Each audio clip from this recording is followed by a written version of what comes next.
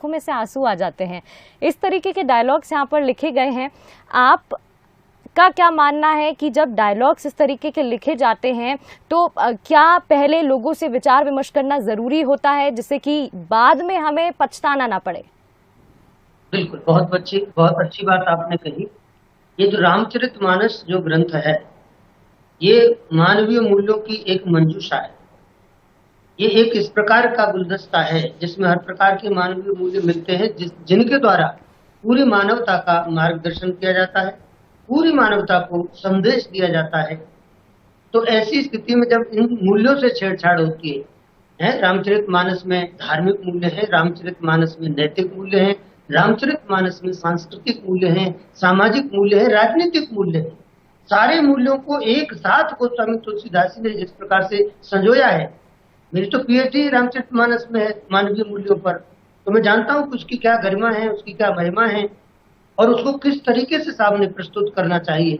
तो मनोज मुंतसर जी ने जी कि उन्होंने इस प्रकार से जो संवाद का एक स्तर था, संवाद की एक गरिमा थी और जो राम के आदर्शों से जुड़ी है, राम की मर्यादाओं से जुड़ी है, रामचरितमानस के पात्रों की मर्यादाओं से जुड़ी है, तो उन्होंने जिस प्रकार से उन पात्रों के साथ, उन मर्यादाओं के साथ, उन मूल्यों के साथ जो खिलवाड़ किया है, वो निश्चित रूप से क्षमा करने योग्य नहीं है।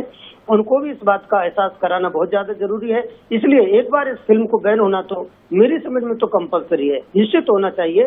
और सेंसर बोर्ड को भी निश्चित रूप से कोई न कोई दंड इस बात के लिए जरूर देना चाहिए कि आखिर आपकी डेफिनेशन क्या है भाई, सेंसर बोर्ड के क्या पैमाने हैं, उसके क्या मायने हैं, किस तरीके से आप चीजों को देखते हो कि आप पास कर देते हो इस प्रकार की, जब इतनी घटिया संवादों को आपने पास कर दिया, जो उनके लुक दिए गए हैं, वो लुक हमारी भारतीय सनातन परंपरा को एकदम बर्बाद कर देने वाले हैं।